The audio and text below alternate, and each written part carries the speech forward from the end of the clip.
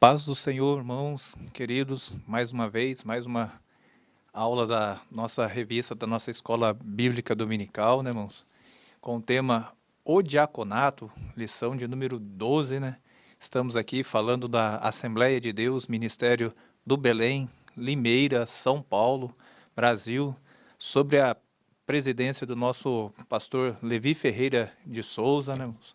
Somos gratos a Deus por esta oportunidade, por esse momento que nós estamos aqui para aprendermos juntos, ministrarmos juntos esta lição, que queira Deus que seja de grande bênção aos queridos irmãos, como os irmãos com certeza que nos acompanham nas aulas online, sabe que sempre estamos acompanhados juntos, a maioria das vezes com o pastor Alexandre Locatelli, mas no atual momento, né, vamos incluir o nome dele nas orações que nós estivermos fazendo, pois está hospitalizado devido a essa pandemia que está atingindo todo o mundo, né? Ele está com Covid, está internado.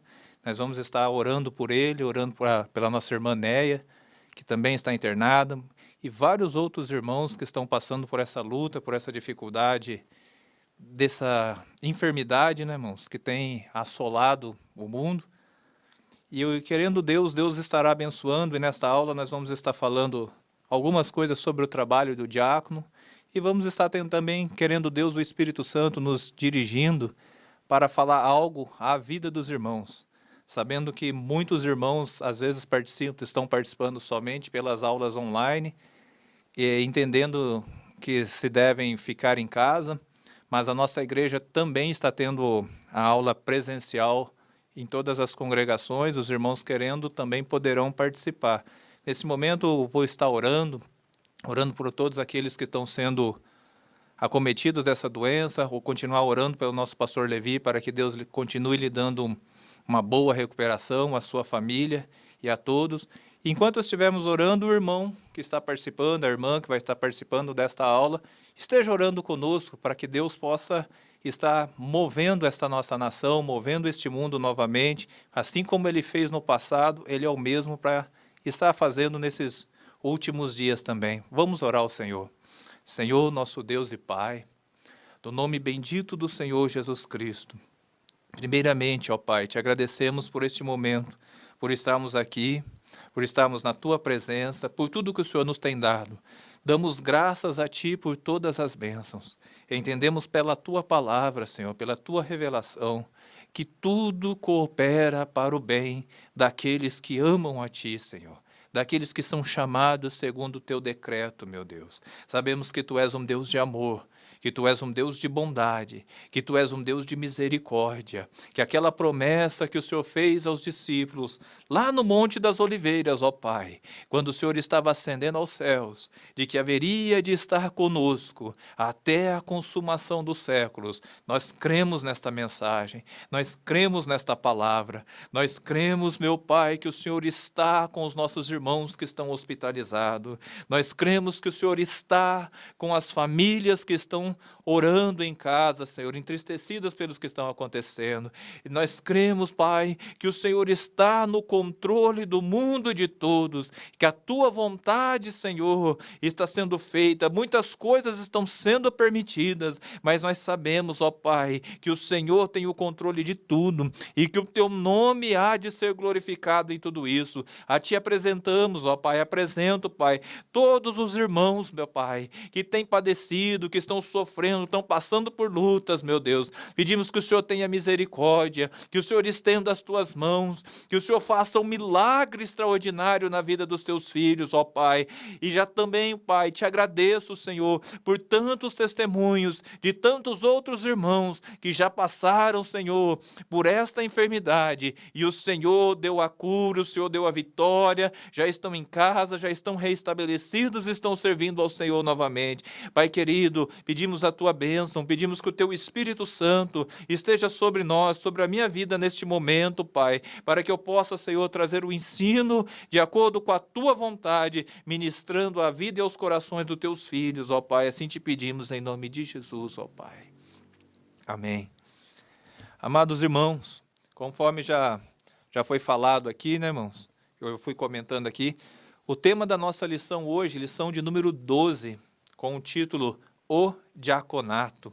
Conforme desde o início, os irmãos têm acompanhado, desde o início desse trimestre, o tema da nossa revista, da nossa lição nesse trimestre é dons espirituais e ministeriais. E servindo a Deus e aos homens com poder extraordinário. Esta é a nossa missão de crente, de servos de Deus, seguidores do Senhor Jesus.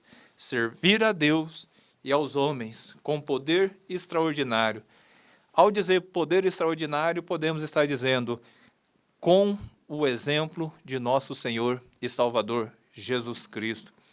O texto áureo da nossa lição se encontra na primeira carta de Timóteo, capítulo 3 e o versículo 13, que diz: porque os que servirem bem como diáconos adquirirão para si uma boa posição e muita confiança na fé que há em Cristo Jesus. Porque os que servirem bem como diáconos adquirirão para si uma boa posição e muita confiança na fé que há em Cristo Jesus. Então, o texto áureo aqui já destacando uma palavra do apóstolo Paulo ao seu filho na fé Timóteo, dizendo que aqueles que ministram na casa do Senhor como diáconos, se servirem bem, se forem fiéis, se cumprirem o seu ministério conforme a vontade do Senhor e o que a palavra do Senhor requer para como eles venham servir ao Senhor, adquirirão uma posição boa, de muita confiança na fé que há em Cristo Jesus. No decorrer da lição, nós vamos estar entendendo que posição boa é essa, né? Porque a palavra de Deus, ela recomenda algumas características, algumas qualidades, algumas qualificações que o candidato ao diaconato, que o diácono precisa ter em sua vida para exercer esse ministério de forma correta, de forma boa, de forma servir bem ao Senhor. Então, o importante é isso, nós vamos estar observando, porque às vezes muitos entendem posição boa de uma forma, mas o que é uma posição boa de acordo com a palavra de Deus? A verdade prática da nossa revista, da nossa lição, diz: embora o diaconato seja um ministério específico, a diaconia é uma missão de todo o crente. Então ele usou duas palavras aqui, né? E quando no decorrer da lição, quando for explicado o que significa a palavra diácono, os irmãos vão entender por que a diaconia é uma missão de todo o crente. A nossa leitura bíblica em classe encontra-se na primeira carta de Timóteo, no capítulo 3, do versículo 8 ao 13, que diz assim a palavra do Senhor: da mesma sorte, os diáconos sejam honestos, não de língua dobre, não dados a muito vinho, não cobiçosos de torpe ganância, guardando o mistério da fé em uma pura consciência. E também estes sejam primeiro provados, depois sirvam se forem irrepreensíveis. Da mesma sorte, as mulheres sejam honestas, não maldizentes, sóbrias e fiéis em tudo. Os diáconos sejam maridos de uma mulher, e governem bem seus filhos e suas próprias casas, porque os que servirem bem como diáconos adquirirão para si uma boa posição e muita confiança na fé que há em Cristo Jesus. Então, mais uma vez, a nossa revista, usando o texto do apóstolo São Paulo, né? Os escritos de Paulo a Timóteo, no capítulo 3, que desde o versículo 1 ele vem ensinando as características, as qualidades do bispo, que o bispo precisa reunir, e no mesmo capítulo ele também instrui as qualidades que deve ter o candidato ao diácono, aquele que exerce o ministério na casa do Senhor.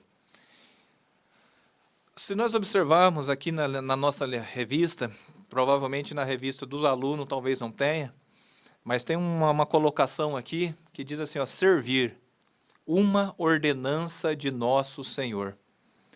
O ministério de serviço ao próximo é o símbolo de amor na instituição dos diáconos, relatada no livro de Atos dos Apóstolos, no 6º capítulo. Aqui os apóstolos foram coerentes com o ensinamento de Jesus de Nazaré. Há muito, o nosso Senhor havia ensinado sobre a urgência de resolver questões sociais e de caráter humanitário, de quem quer que fosse. O problema registrado em Atos 6 foi de caráter étnico, mas hoje muitos outros grandes problemas afligem muitos membros da igreja local. Que o serviço dos diáconos de Cristo nos inspire a cultivar um estilo de vida diaconal baseado na história de Jesus de Nazaré. Aqui uma colocação que está na revista, numa interação com o professor, que eu achei interessante estar falando com os irmãos. Servir é o mandamento do Senhor Jesus a todos os crentes. E neste momento nós vamos estar estudando sobre o diácono, que é o ministério do serviço. E a introdução diz assim, no primeiro século da era cristã, a igreja cresceu sob o avivamento do Espírito e expandiu-se pelo mundo. Na mesma medida em que cresceu, surgiram também problemas na esfera social, demandando urgentes providências.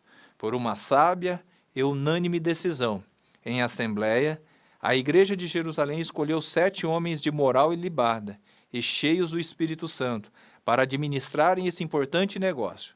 Nesta lição estudaremos esse importante ministério de serviço, que por causa de uma crise étnica na igreja, levou os apóstolos a proporem medidas que serviram de base para instituir a função diaconal. Esta, até hoje, faz parte do ministério ordenado pelas igrejas cristãs.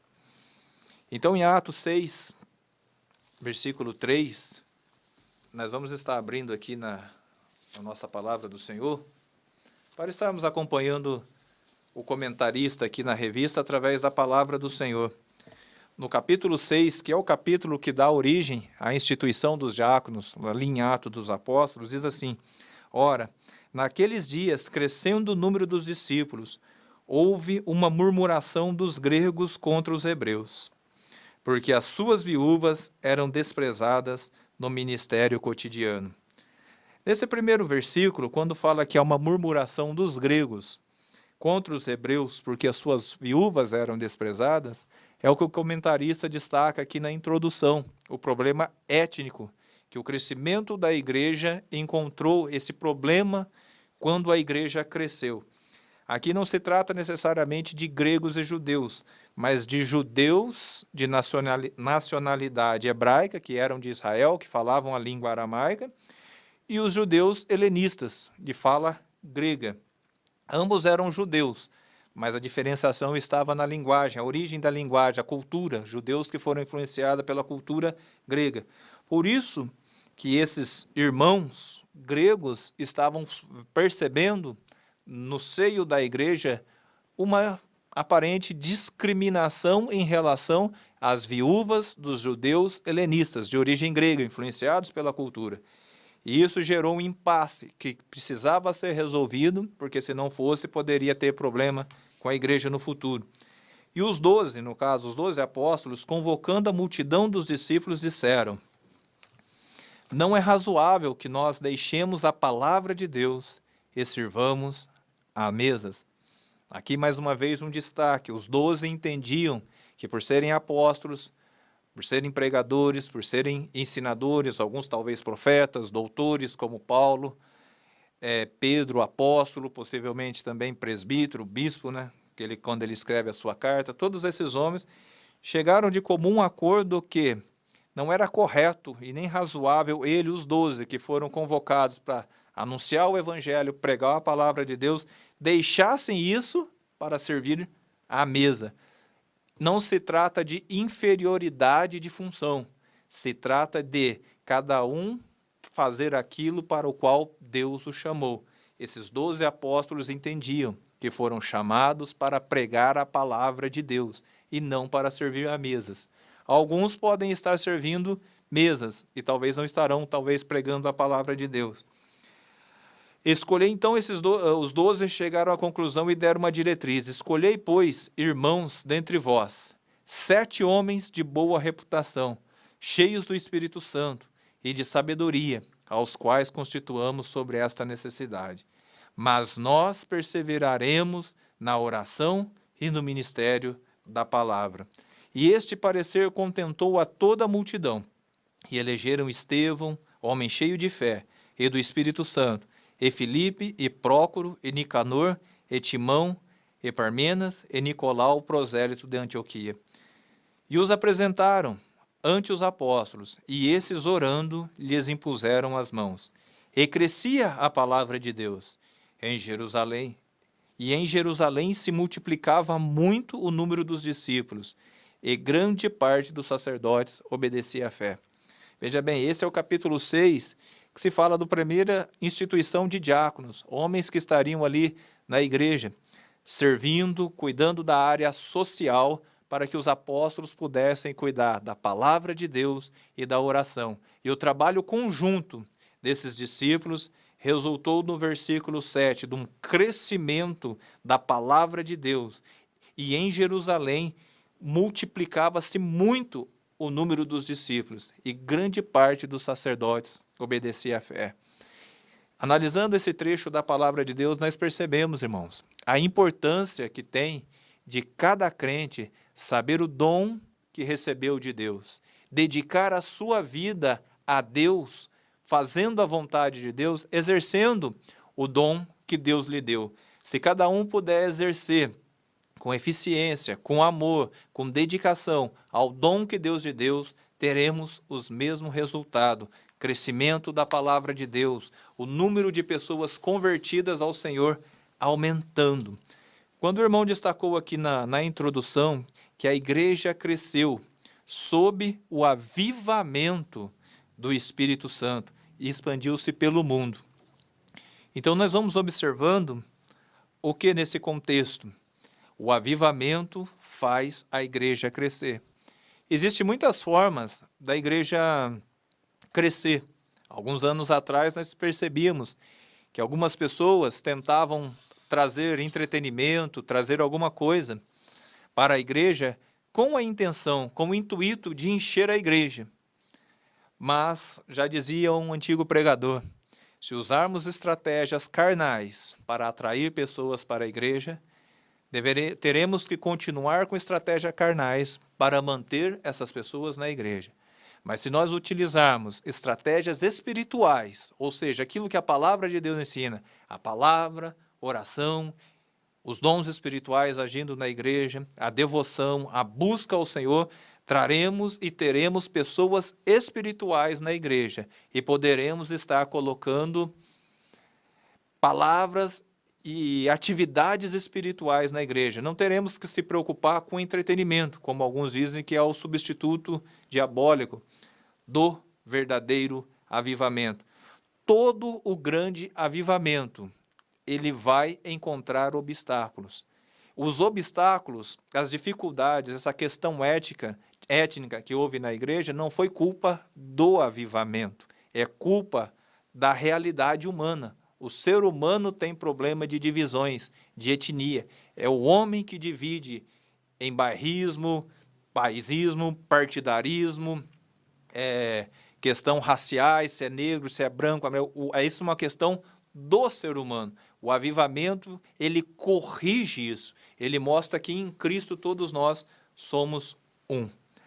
Mas como a palavra de Deus mostra, o maior exemplo para os irmãos que são diáconos ou para aqueles que são candidatos a diáconos, o maior exemplo de diaconia está na pessoa de nosso Senhor Jesus Cristo. E o tópico 1 diz, a diaconia de Jesus Cristo. Significado do termo. O termo grego diaconia significa ministério ou serviço. Ou seja, conforme eu falei para os irmãos, lá na verdade prática, embora o diaconato seja um ministério específico, a diaconia é uma missão de todo crente. Qual que é a missão de todo crente? Serviço. Trabalhar na casa do Senhor, de acordo com aquilo que o Senhor coloca nas suas mãos para você fazer. Faça o bem, faça com dedicação, faça com amor, com oração para o Senhor. Essa é a vontade do Senhor. E essa é a missão do crente. A vida inteira de Jesus aqui na terra, demonstrou o verdadeiro sentido da diaconia, em todos os seus aspectos. Na realidade, seu ministério terreno, evidenciou o quanto ele foi apóstolo da nossa confissão, profeta, evangelista, pastor, mas principalmente diácono por excelência, conforme Mateus 20, o versículo 28, que eu sempre aconselho os irmãos a destacarem ou observarem os versículos da palavra do Senhor, que o comentarista coloca, que vai reforçando e ajudando os irmãos a entender. Conforme está escrito lá em Mateus capítulo 20, o versículo 28, diz assim, ó, bem como o Filho do homem não veio para ser servido, mas para servir e para dar a sua vida em resgate de muitos. Se os irmãos observarem o contexto dessa palavra do Senhor Jesus, ele vai estar falando sobre algo que a própria lição vai estar aqui na frente, mas eu vou adiantar o texto, que diz assim, então aproximou-se dele, lá a partir do versículo 20, a mãe dos filhos de Zebedeu, com seus filhos adorando, fazendo-lhe um pedido. E ele disse, que queres? Ela respondeu, dize que estes meus filhos se assentem um à tua direita e outro à tua esquerda no teu reino. Jesus, porém, respondendo disse, não sabeis o que pedis, podeis vós beber o cálice que eu hei de beber? E ser batizados com o batismo que eu sou batizado? Dizem-lhes eles, podemos.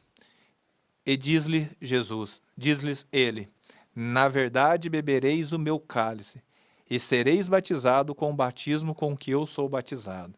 Mas o assentar-se à minha direita e à minha esquerda não me pertence dá-lo, mas é para aqueles a quem meu Pai o tem preparado. E quando os 10 ouviram isto, indignaram-se contra os 2 irmãos. Então Jesus, chamando-os para junto de si, disse, bem sabeis pelos príncipes dos gentios, bem sabeis que pelos príncipes dos gentios são estes dominados, e que os grandes exercem autoridades sobre eles. Isso ele está falando do quê? Do poder político, das nações. Ou seja, os príncipes dominam os seus povos. E os seus governantes exercem autoridade sobre eles. Porém, ele diz, não será assim entre vós. Na igreja é diferente. Lá no mundo, o rei, o príncipe é servido, governa, domina sobre os seus povos. Na igreja não será assim entre vós. Mas todo aquele que quiser entre vós fazer-se grande, seja vosso serviçal. E qualquer que entre vós quiser ser o primeiro, seja vosso servo. Então chega no versículo, bem como o Filho do homem não veio para ser servido, mas para servir e para dar a sua vida em resgate de muitos. Então o que o Senhor Jesus está ensinando? Esses 2 discípulos aqui pediram para a mãe, mas era eles que queriam, para quando Jesus, na restauração do reino de Israel, quando ele viesse realmente de fato como Messias, governador, reinar sobre a terra, ser o rei de sobre a terra, pediu para que um assentasse à sua direita e o outro à sua esquerda. O que era isso? Era a ambição, ser visto, ter a posição, ser alguém poderoso ao lado do Senhor. Então Jesus ele vem e traz esse ensino, olha, lá no mundo, lá no reino das nações, os reis dominam sobre seus povos. E aqueles que governam exercem autoridade, os grandes exercem autoridade sobre eles. Mas no meio de vós, meus discípulos, não vai ser assim não. O maior entre vós será o serviçal. E ele diz, o Filho do homem. Não existiu ninguém nessa terra maior do que o nosso Senhor Jesus Cristo. Pois é o Filho de Deus que se fez carne. É o Deus que se fez homem. Não há ninguém maior e mais glorioso que o nosso Senhor Jesus. Ele diz, ó, e o Filho do homem não veio para ser servido, mas para servir e para dar a sua vida em resgate de muitos. O que ele estava querendo dizer? Vocês estão querendo assentar um à minha direita e o outro à minha esquerda. Subentende-se que Jesus era maior do que todos eles. E Jesus está dizendo, o Filho do homem não veio para servir. Não veio para ser servido, mas para servir. Ou seja, se eles querem que ser como o mestre, faça como o mestre. Não vivam esta vida para ser servido. Não exerça o seu ministério com a intenção de ser servido, mas servindo ao Senhor como Jesus serviu, com um objetivo: resgatar a muitos. O Filho do Homem serviu e deu a sua vida, e ele espera, no mínimo, que o crente faça o mesmo. Sirva a Deus de forma sacrificial, servindo com amor, disposto a dar a sua vida em resgate de muitos. Então esse é o propósito. E o apóstolo, continuando aqui na revista, o apóstolo Paulo disse que Jesus, sendo em forma de Deus, não teve por usurpação ser igual a Deus, mas aniquilou-se a si mesmo, tomando a forma de servo, fazendo-se semelhante aos homens. Segundo a Bíblia de Estudo, palavra-chave, a expressão tomando a forma de servo denota o sentido de uma condição humilde. Não se engane, né, amados irmãos?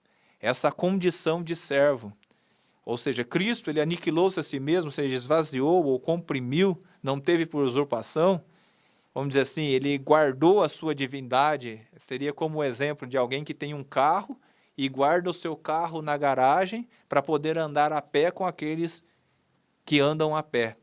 O carro continua sendo dele, mas está guardado. Ele está andando a pé porque quer, mas o carro está guardado. Um exemplo simples, Jesus, ele pegou a sua divindade e guardou no céu. Não deixou de ser Deus, mas guardou ela e decidiu andar como homem no meio de nós. E como homem, se humilhou a si mesmo, que na condição de homem, ele quis ser um homem servo. Mas a palavra de Deus diz que Deus o exaltou soberanamente. Ele deu um nome que está acima de todo o nome.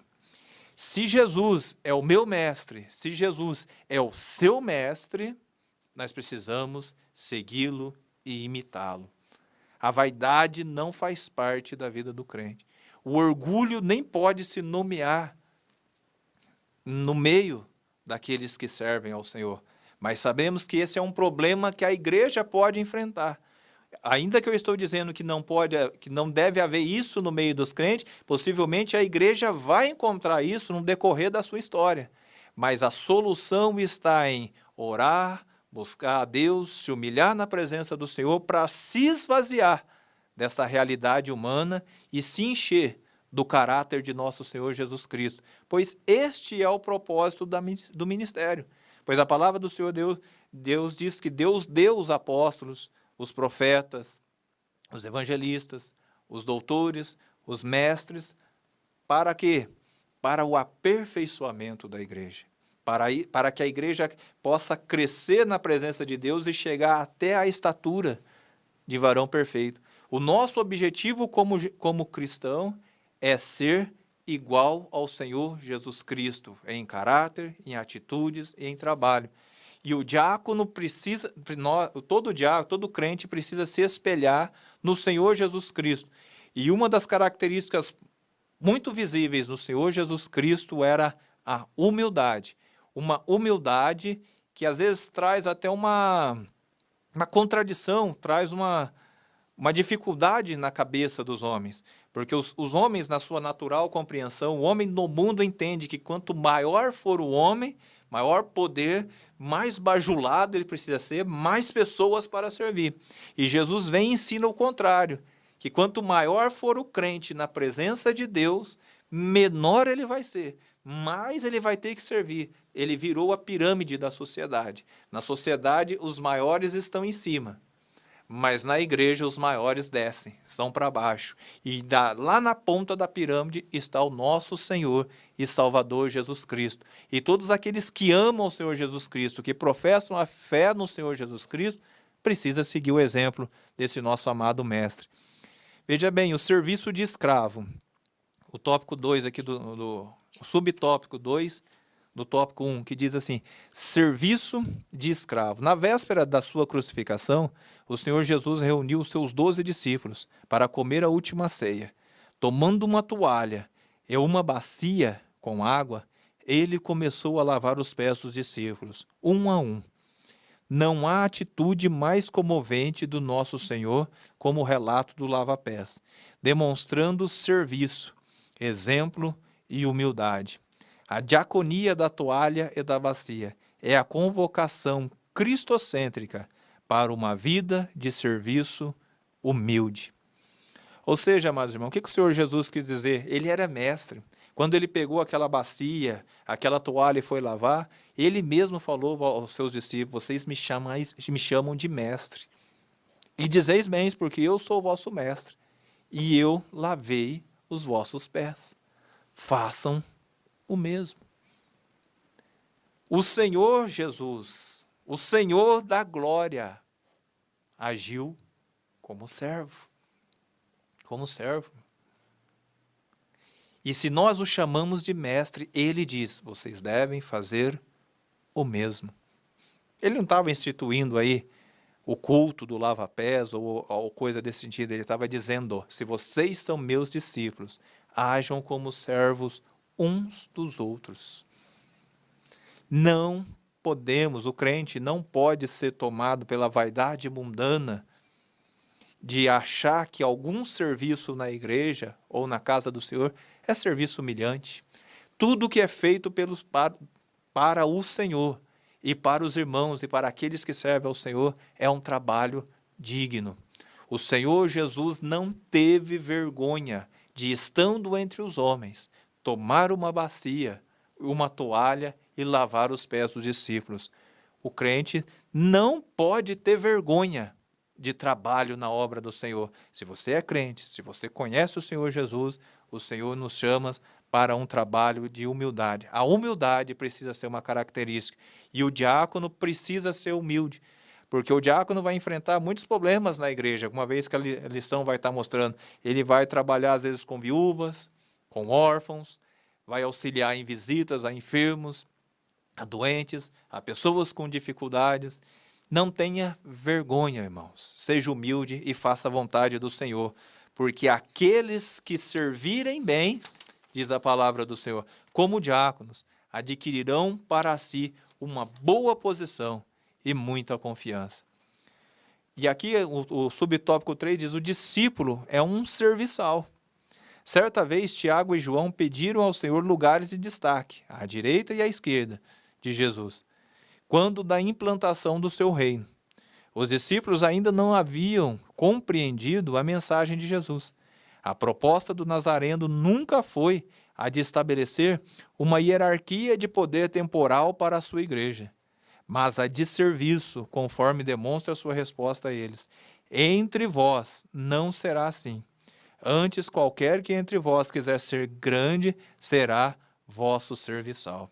E qualquer que dentre vós quiser ser o primeiro, será servo de Deus, porque o Filho do Homem também não veio para ser servido, mas para servir e dar a sua vida em resgate de muitos. Isso aqui praticamente eu já comentei alguns minutos atrás, e o Senhor vai comentando sobre o discípulo ser um serviçal. A obrigação, do crente, a igreja não veio para estabelecer hierarquia temporal. Qualquer dentre vós que quiser ser o primeiro, será servo de todos. O Filho do Homem não veio para ser servido, mas para servir e dar a sua vida em resgate de muitos. Então aqui nesse primeiro tópico, a lição está mostrando o quê? O exemplo da diaconia do Senhor Jesus Cristo. O modelo para o diácono é a pessoa de nosso Senhor e Salvador Jesus Cristo. Todo discípulo precisa ser um serviçal, cada um de acordo com o seu chamado. A instituição dos diáconos, já o tópico 2, diz assim: o conceito da função. A palavra diácono, do grego diáconos, segundo o dicionário Vini, refere-se àquele que presta trabalhos voluntários, aludindo aos exemplos dos criados domésticos dos tempos do Novo Testamento. O termo destaca em especial a função de um mestre ou de um pastor cristão, entrelaçando o sentido técnico do diácono ou diaconisa. Outra palavra grega relacionada a diácono é doulos. Esta refere-se a um servo ou um escravo.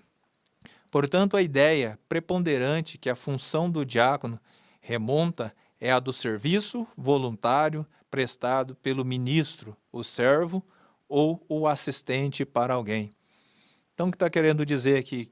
Que o diácono, aquele que serve na igreja, ele serve de forma voluntária. É aquele que presta um serviço de forma voluntária. Então, nesse sentido aí, no conceito da função, é aquele que ministra, aquele que assiste, aquele que ajuda o pastor na obra do Senhor. O segundo subtópico aqui do tópico 2 diz assim: a bênção, problema e reivindicação são palavras-chave para o advento do ministério formal dos diáconos no Novo Testamento. A bênção foi o extraordinário crescimento da igreja local em Jerusalém.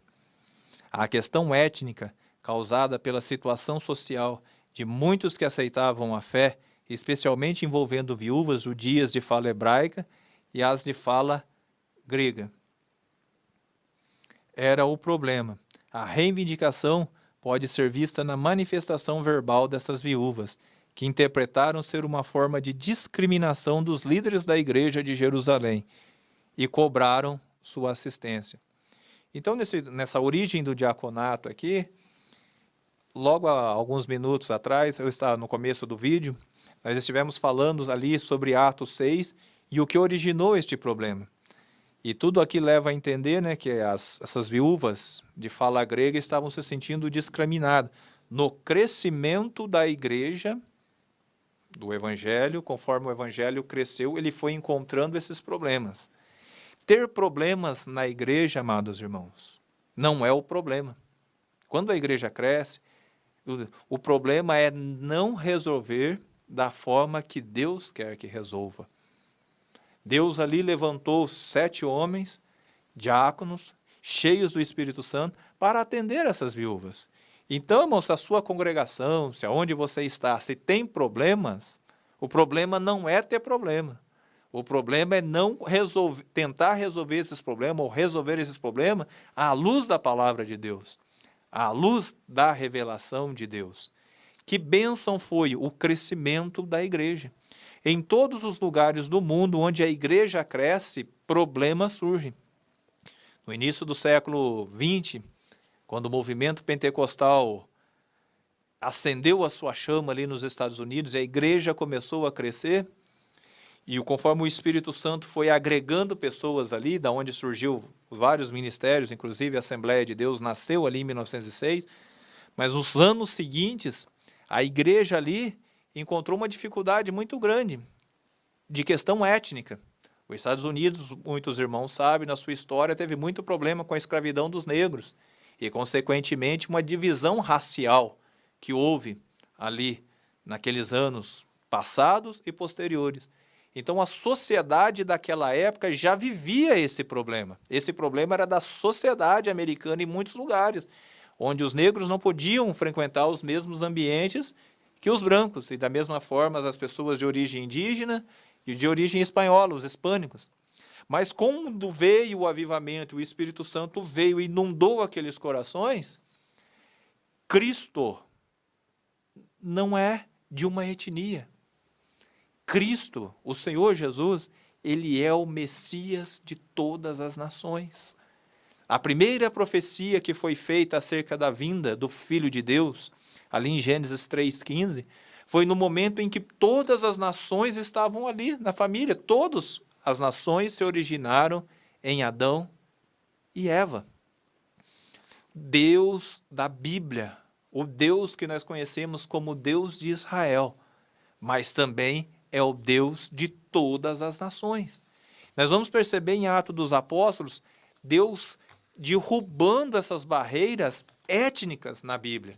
O próprio Paulo, escrevendo, se eu não me engano, aos Efésios, capítulo 2, diz que Cristo, na cruz do Calvário, ele derrubou o muro de separação que havia entre os judeus e os gentios, juntando ambos e fazendo um só povo, a igreja de Cristo. No mundo pode haver negro, branco, amarelo, pode haver várias etnias, pode haver várias nacionalidades, mas quando eu e você encontramos Jesus Cristo, já não é mais assim. Somos irmãos em Cristo Jesus. Quando o chinês acredita no Senhor Jesus Cristo e eu, o brasileiro, creio no Senhor Jesus Cristo, somos um só povo. Dentro da visão da palavra de Deus, já não é mais brasileiro e chinês, mas é a igreja do Senhor Jesus Cristo. Tanto é que o cristianismo, ele não é a religião de uma nação só. O cristianismo é como o Senhor Jesus Cristo. Ele é a revelação de Deus para todos os povos. E eu gosto muito da palavra do apóstolo Pedro, ali em Atos 11, versículo 34, quando ele foi na casa de Cornélio, que era um gentil, um romano, convertido ao judaísmo. Mas havia essa separação entre os judeus e os romanos, porque eles não se entendiam, tudo por questão de nacionalidade, porque os judeus, no decorrer da história, entenderam que Deus era Deus dos judeus, mas entenderam errado. Deus escolheu Abraão e a sua descendência, para através da sua descendência revelar o Messias, o Salvador de toda a humanidade. Tanto é que quando a nação de Israel, como povo ali, como nação, rejeitou o Messias, surgiu a igreja não tem nação. O cristianismo, a igreja pode estar sendo perseguida na Europa, a igreja pode estar sendo perseguida nos Estados Unidos, em vários lugares, mas a igreja não tem nacionalidade. A igreja é de todos os povos, exatamente como Pedro diz. E abrindo Pedro a boca disse: reconheço por verdade que Deus não faz acepção de pessoas. Quando foi instituído os diáconos, era a igreja movida pelo Espírito Santo, dando uma resposta para o problema de divisão entre judeus e gregos. Todos somos um em Cristo Jesus. Na igreja, a divisão de classe social. O homem pode ser rico, pode ser pobre, pode ter a condição social. Na igreja, é um só corpo em Cristo Jesus. Somos um em Cristo Jesus. A diferença social, financeira pode ter valor para a sociedade, mas na igreja é um só. O rico é o meu irmão. O rico precisa servir ao Senhor fielmente da mesma forma que o pobre, da mesma forma o negro, o branco e qualquer outra etnia. Em Cristo somos um tão somente. Então, essa lição da diaconia, trazendo essa humildade, essa necessidade de servir, e esse problema que a igreja enfrentou e trouxe a solução através da escolha, que é o subtópico 3, que diz assim, ó, a escolha dos diáconos. Para resolver o impasse, orando e impondo-lhe as mãos, os apóstolos separaram 7 irmãos de boa reputação, cheios do Espírito Santo e de sabedoria para administrar uma questão étnica e social. Foi uma decisão de caráter pacificador e de muito bom senso para a igreja não se perder em permanentes desentendimentos. O objetivo era estimulá-la a resolver a questão, reconhecendo o caminho equivocado antes aderido pelos líderes até aquele momento. Assim, eles puderam executar as mudanças necessárias e resolverem uma questão que poderia trazer sérios problemas para a igreja de Jerusalém. Então, amados irmãos, o problema surgiu, mas como eles estavam em meio a um avivamento, em meio a um momento em que o Espírito Santo estava operando, rapidamente o Espírito Santo deu entendimento para eles, para que eles pudessem resolver aquela situação. O avivamento, a manifestação do Espírito Santo, homens cheios do Espírito Santo, essas são as qualificações dos homens que são usados por Deus para trazer uma resposta à sociedade. Por exemplo, alguns dias atrás saiu nos jornais aqueles ataques de foguetes do Hamas a Israel. Como eles vão resolver? Qual é a solução de Deus para aquelas pessoas? Deus não faz acepção de pessoas. Aqueles homens do Hamas da Palestina ali, precisam se arrepender dos seus pecados e confessar a Jesus Cristo como Senhor. Os judeus de Israel precisam se arrepender dos seus pecados, confessar a Jesus Cristo Senhor. E se eles fizerem isso, já não mais serão israelenses e palestinos, serão igrejas de Cristo. E como igreja em Cristo, as divisões nacionais caem por terra. É assim que o Evangelho transforma vidas. E é Cristo une os corações. Quando o Espírito Santo transforma o coração, traz a conversão ao coração do crente, ele muda, ele entende que ele tem que servir um ao outro. A igreja não tem nacionalidade. Os nacionalismos, os partidarismos não podem nos dividir, porque somos uma igreja em Cristo. E o avivamento cura as doenças da sociedade, sejam elas físicas, sejam elas sociais. Por exemplo, voltando àquele exemplo que eu citei de 1906, quando o Evangelho chegou nos Estados Unidos. Quando olhamos as fotos e os relatos dos irmãos que reuniam lá na Rua Azusa para adorar o Senhor, vemos pessoas de todas as nacionalidades ali, representantes de várias etnias, negros, brancos, hispânicos, todos ali unidos, adorando ao Senhor, chorando juntos, homens, mulheres, crianças, não havia divisão de idades, todos estavam ali com um objetivo. O Espírito Santo de Deus se manifestou. Deus está falando neste lugar. Queremos ouvir Deus, e Deus transformava os corações. E aquilo que Deus fez ali em 1906, se nós observarmos, Deus mostrou ao mundo que a operação dele, que Jesus Cristo no coração dos crentes e o Espírito Santo derramado na vida dos crentes, ele derruba as barreiras e as divisões. Veja bem, isso aconteceu em 1906. Em 1914, explode a Primeira Guerra Mundial. Deus quase 8 anos antes estava dando a solução para o mundo, para algo que estava por vir. Mas como alguns homens rejeitaram o método de Deus, estão tentando resolver. Consequentemente, depois veio a Segunda Guerra Mundial. Nós sabemos o problema que os Estados Unidos, lá na África, sofreu com a questão do apartheid também. A questão da divisão de raças. Mas a resposta de Deus já estava na cruz do Calvário. Estava ali na questão do quê? Da diaconia, de ser servo. O Espírito Santo, quando ele opera, ele resolve os problemas da sociedade. 7 homens foram levantados para resolver aquele problema. Mas dentre as suas qualificações estava assim, que nós vamos estar olhando aqui logo no tópico 3 aqui. Eles tinham as qualificações para as quais eles foram chamados para resolver essas questões. Por isso eu estou aproveitando para falar aos irmãos. A igreja tem a resposta para esse mundo. Antes de entrar no tópico 3, vou aproveitar o espaço aqui, porque eu sei que muitos irmãos, às vezes, só participam da aula online.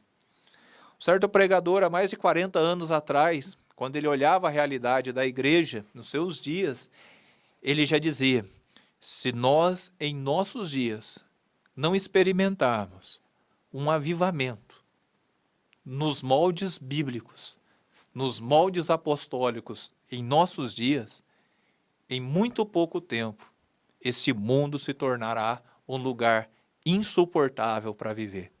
Há uns 40 anos atrás, esse pregador já dizia, precisamos de um avivamento urgentemente em nossos dias, nos moldes bíblicos, senão este mundo se tornará um lugar insuportável para viver. Quase 40 anos aí já se passou, irmãos. Observem a sociedade, observem o mundo. Já estamos quase que num ambiente insuportável. Observem, divisões de partidos, divisões de etnias, divisões de ideologias, divisões de classes, tantos problemas. E agora, além do mais, a questão sanitária, essa doença que tem avassalado. Qual é a solução para este mundo? Muitos irmãos olham para tudo isso que está acontecendo e falam, este é os sinais dos últimos dias.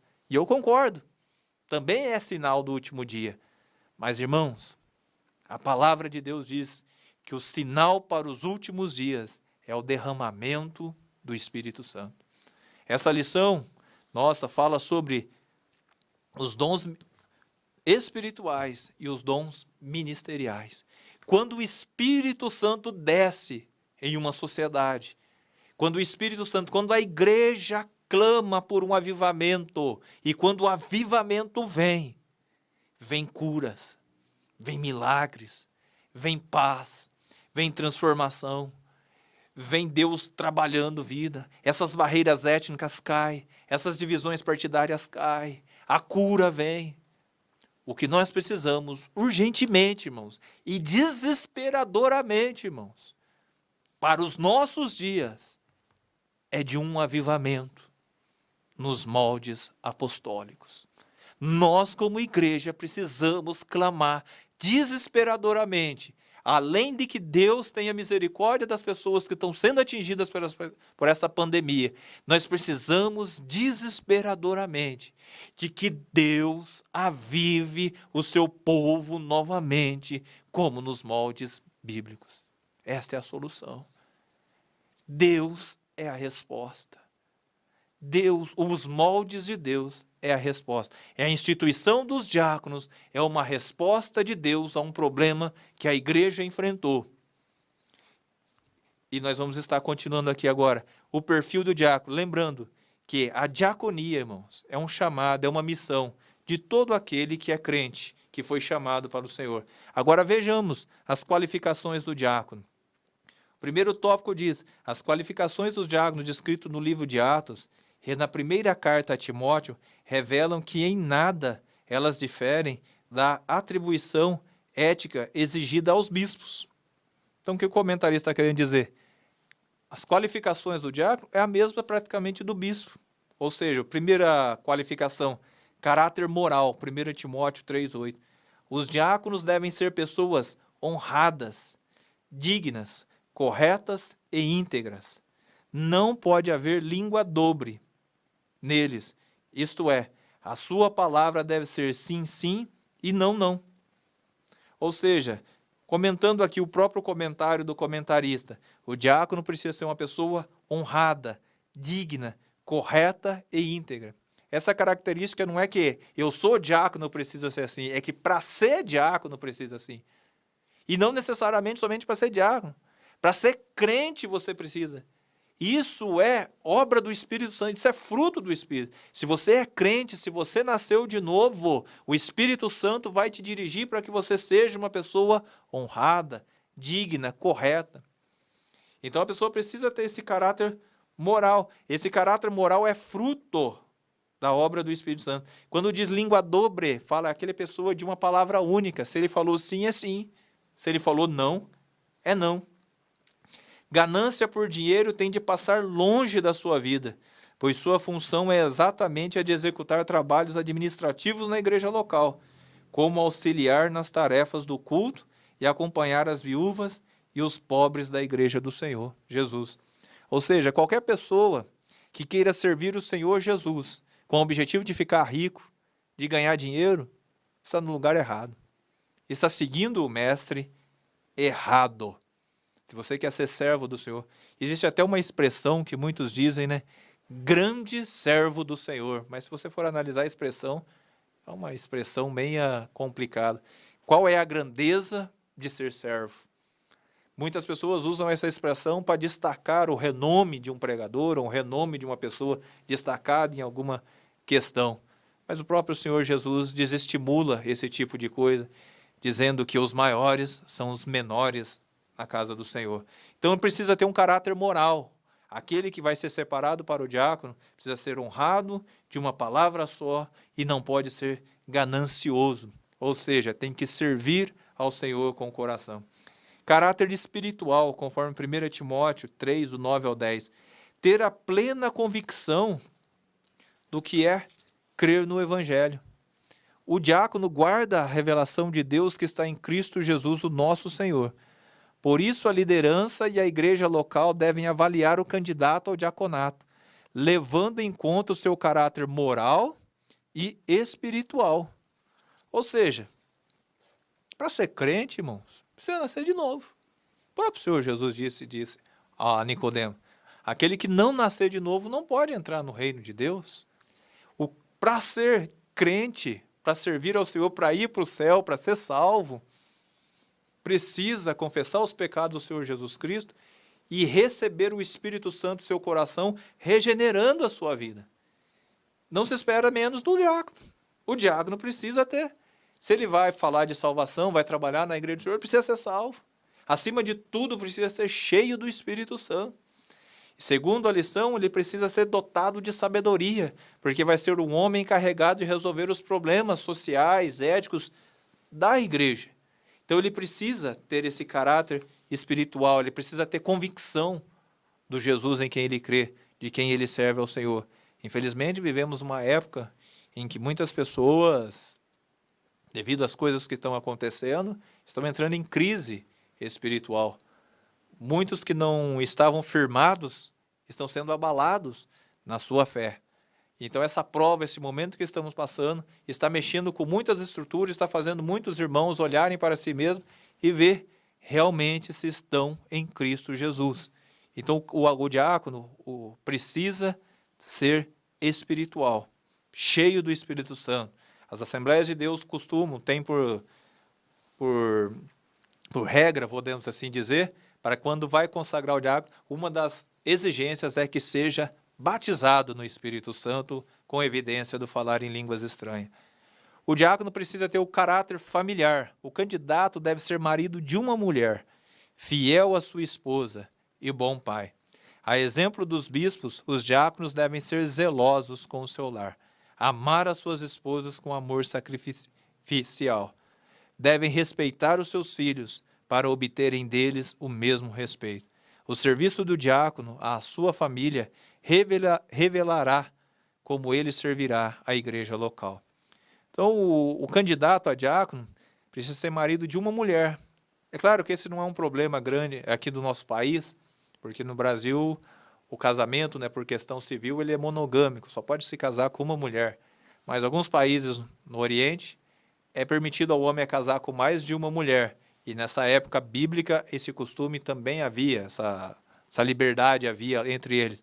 Mas Paulo dizia, se alguém quer servir como diácono na igreja, precisa ser marido de uma mulher. Para ser bispo, precisa ser marido de uma mulher.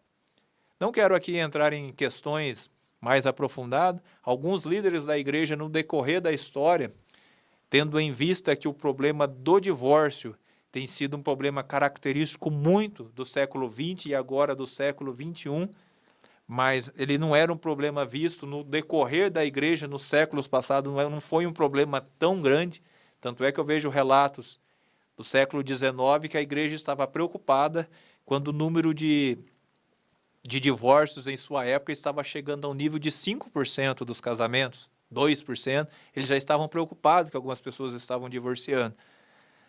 Mas o divórcio hoje é um problema da nossa sociedade. E alguns irmãos líderes da igreja entenderam no passado, não sei se é o entendimento, eu estou dizendo isso a nível de informação, não a nível de regra. Cada igreja, cada ministério tem. Entenderam que até esta palavra, marido de uma mulher, em alguns ministérios, algumas igrejas, chegam a proibir pessoas que têm um segundo casamento, que passaram por um divórcio e casaram de novo. Algumas igrejas, entendendo essa palavra, diz que essa pessoa não é digna de pertencer ao ministério, porque ele não é marido de uma mulher, porque já foi casado uma vez. Mas eu falo isso a nível de reflexão, de entendimento, tendo em vista que o divórcio não foi problemas no passado, mas hoje é. Então o caráter familiar, mostrando essa realidade, marido de uma mulher, fiel à esposa, bom pai. Então, não é às vezes chega para nós, fulano de tal é diácono, e ele não trata bem a mulher, não trata bem o filho. Infelizmente, houve um erro aí na hora de avaliar as qualidades dele para consagrá-lo ao diaconato. Isso tinha que ser visto antes. Se ele já era assim antes, ele vai continuar depois. A consagração não vai transformar ele. Quem transforma é a palavra de Deus, é o Espírito Santo. E pessoas transformadas, regeneradas, que devem ser separadas para o diaconato, que devem ser separadas para o presbitério, que devem ser separadas para o ministério na obra do Senhor. Primeiro a pessoa serve, primeiro a pessoa trabalha. O ministério cristão é reconhecimento de quem serve a Deus, é reconhecer quem já tem o dom. Não, você não dá o ministério para a pessoa trabalhar. Você reconhece a pessoa no trabalho que ela está fazendo, chamando naquele. Então, o diácono, ele vai ser reconhecido pelo seu trabalho. O diácono, quando é consagrado ao diaconato, ele já está servindo a Deus como diácono. A igreja apenas já está reconhecendo e impondo as mãos para que ele possa fazer com liberdade, exercer o seu ministério. A função dos diáconos em Atos 6. Quando foram instituídos diáconos, 7 homens de fala grega foram separados para assistir socialmente às viúvas, tanto as de fala hebraica como as de fala grega. Os diáconos não podiam permitir que houvesse injustiças de caráter social na igreja do primeiro século. A função do diaconato era fundamentalmente de caráter social.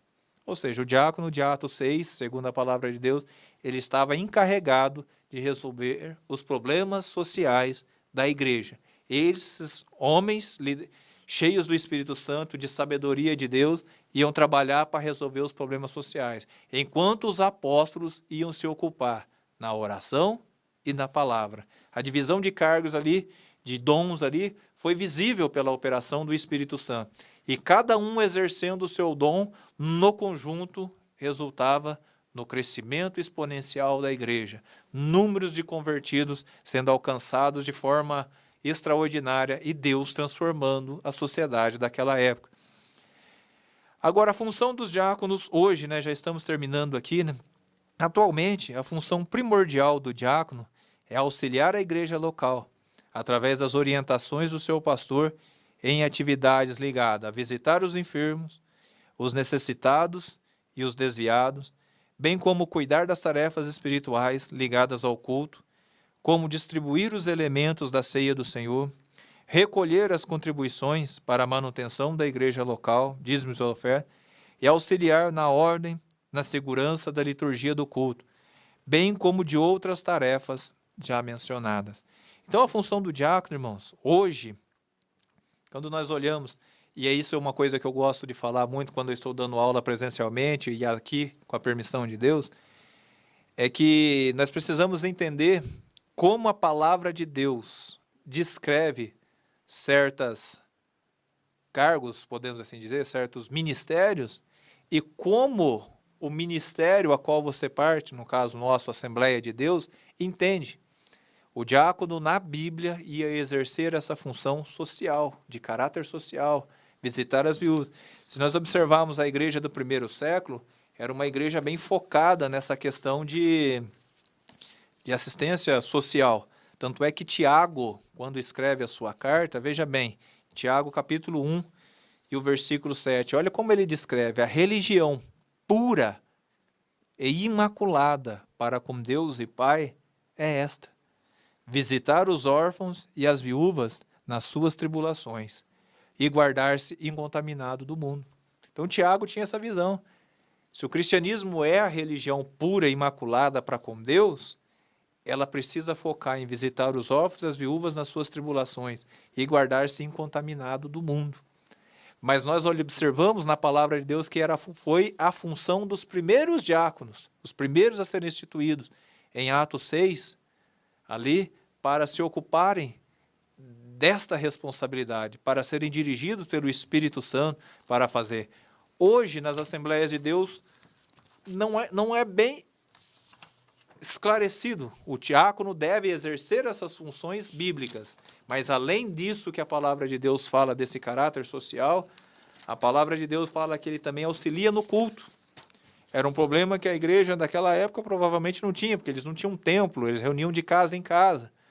Mas o diácono hoje ele tem essa função. E muitos diáconos na igreja, além de exercer isso, com a permissão de pastor, exercem a função de líderes de mocidade, exercem a função de professores de escola bíblica dominical, atuam na igreja no ensino, no discipulado. Isso não impede o diácono de estarem fazendo isso. Até porque o fato dele estar de diácono ali não quer dizer, porque na igreja, a estrutura da nossa igreja é como se houvesse uma escada, degraus, para que você vá crescendo no ministério da igreja, para que você vá recebendo funções ministeriais na igreja. O crente, ele aceita Jesus na Assembleia de Deus, começa a servir, cuidar ali. Quando ele é batizado com o Espírito Santo, tem o bom testemunho, está servindo ao Senhor, às vezes ele é separado para ser cooperador, servindo bem, sendo fiel, então ele é separado para o diaconato, servindo ao Senhor com fidelidade e tendo vocação para a palavra, para o ministério da palavra. Futuramente ele é separado para o ministério do presbitério, consequentemente o ensino da palavra, da oração. E continuando, ele é consagrado a evangelista, a pastor, e assim há esse crescimento. Porém, o crente precisa ter o entendimento. Até alguns são chamados com o dom de diaconato. E se você tem esse dom de diaconato, você precisa entender. Se você não tem o dom da palavra, do ensino, por mais que às vezes o seu pastor, por consideração, queira te consagrar presbítero, não aceite ser consagrado. Porque se você não tem o dom da palavra, como presbítero, você não vai mais conseguir servir como diácono. Porque você não vai ser um presbítero eficiente, porque o ministério do presbítero, segundo a palavra de Deus, é a oração e a palavra. E o serviço do diácono é a assistência, é trabalhar com a igreja, resolver os problemas, ouvir os irmãos, visitar. E se você tem plena convicção de que Deus te chamou isso, e como você sabe que Deus te chamou para isso? Teu coração arde. Quando você está fazendo essa obra, o Espírito Santo te impulsiona. Você está na igreja, aí vai um pouco da experiência. Você está ali observando os irmãos e você observa alguém com um semblante diferente, o Espírito Santo já mostra, fulano de tal está com um problema. Aí você chega lá com a graça de Deus, com a sabedoria que Deus te dá, você conversa com essa pessoa e a pessoa acaba revelando essa situação para você. São coisas que Deus coloca no coração daquele que tem o dom ministerial de diácono. Aquele que tem o dom ministerial de diácono, ele está no culto, irmão. Ele observa o olhar do pastor, ele já sabe o que o pastor está acontecendo, porque ele está colocado por Deus para auxiliar. Ele olha o semblante dos irmãos, ele já sabe que alguma coisa está errada. Então esse é o trabalhar. E não tenha vergonha, irmão, de servir ao Senhor. Então essa é a lição. Diaconato, servir ao Senhor. Nós estivemos falando aqui um pouco das características do diaconato. Alguns irmãos vão dizer, eu sou apenas um diácono na igreja. Não existe isso na igreja, irmão. Sou apenas um presbítero, sou apenas um pastor, eu sou um pequeno. Não, nós fomos chamados para ser pequeno, irmão. Grande é o nosso Senhor Jesus Cristo. Quem pode fazer a obra, quem transforma vidas é o Senhor Jesus Cristo. O importante é que o Senhor Jesus Cristo cresça e que nós venhamos a diminuir. E nessa lição de diaconia, conforme eu destaquei, foi destacado aqui na Verdade Prática, embora o diaconato seja um ministério específico, a diaconia é uma missão de todo o crente. Essa lição falou do diácono, mas servir, irmãos, é uma missão de todo o crente. E se você é crente, o Senhor Jesus chamou a sua vida, transformou a sua vida, pode ter certeza que servir a igreja, servir o próximo, servir a Deus, é o que mais vai te trazer alegria nessa vida. A conclusão dessa lição que o comentarista coloca aqui é: o diaconato foi instituído pelos apóstolos de Cristo, quando a comunidade cristã cresceu e precisou ter pessoas que pudessem resolver questões relacionadas a problemas sociais que demandavam atenção e cuidado. Hoje os diáconos servem à igreja e a Deus em trabalhos diferentes, e a liderança das igrejas locais devem valorizar o seu trabalho e reconhecê-los como excelentes servidores no reino de Deus. Pois, no sentido lato, todos somos diáconos da igreja. Amados irmãos, a igreja cresceu muito. No mundo inteiro, agora para concluir, a igreja está presente. Temos muitos problemas que a igreja tem enfrentado. Problemas que são do mundo, mas que quando as pessoas se convertem, se tornam problemas da igreja. E a igreja, à luz da palavra de Deus, pela iluminação do Espírito Santo, precisa resolver. E ela precisa de homens e mulheres cheios do Espírito Santo, dispostos a trabalhar na obra do Senhor. Essa lição fala do diaconato, do servir ao Senhor. Eu encontro muitas pessoas em nossos dias que eu falo, e aí, irmão, como está? Está servindo ao Senhor, a paz do Senhor? Como está? Ah, irmão, está na igreja. Irmão, tem feito algo mais? Não, irmão, não quero saber disso, não. Eu vou na igreja lá, ouço a palavra e só isso, eu não quero mais nada. Não, mas eu não quero me envolver com o ministério, não, eu não quero saber. Não, o pastor já me convidou, mas eu não quero, irmão. Considera isso. Temos muitas coisas para resolver e o Senhor tem poucos obreiros para a sua seara. Estou falando aqui com pessoas que têm os dons e tem pessoas que têm o chamado de Deus, mas estão fugindo, estão rejeitando esse chamado. Estamos vivendo uma época difícil do mundo, da sociedade, da igreja. E Deus está chamando muitos nesta última hora para esta obra. Ah, irmão André, mas a igreja está consagrando. Eu não estou dizendo isso. O Senhor está chamando, está colocando no seu coração. Começa a fazer. Aquilo que o Senhor está colocando no seu coração, começa a servir ao Senhor, começa a trabalhar na obra do Senhor. Temos muitos combatentes irmãos que estão hospitalizados, muitos obreiros, e a igreja está precisando de novos obreiros, e Deus está chamando alguns, está dando oportunidade, mas muitos estão rejeitando. Mas esta é uma palavra fiel. Desperta o dom de Deus que está em ti. A igreja não vai reconhecer você enquanto você estiver parado. Começa a trabalhar na obra do Senhor, começa a servir ao Senhor. Deus está chamando muitos nesta última hora. A igreja precisa e Deus está chamando. Servir, irmãos, é a missão de todo o crente. Se você só entenda isso, porque o Filho do Homem, só para o Senhor Jesus, não veio a este mundo para ser servido, mas para servir e dar a sua vida em resgate de muitos. E Deus espera, no mínimo, de nós cristãos, de nós servos do Senhor, que façamos o mesmo. Não fomos chamados por Deus para ser servidos. Nós estamos aqui para servir. E se for necessário, com a graça de Deus, dar a vida também, para que muitos venham ao encontro de nosso Senhor Jesus Cristo. Amém, irmãos? Graças a Deus estamos terminando esta lição aqui, que Deus possa estar abençoando grandemente os irmãos que têm participado das aulas, que Deus, o Espírito Santo, possa falar de uma forma mais clara, mais profunda aos corações dos irmãos, que Deus possa abençoar grandemente.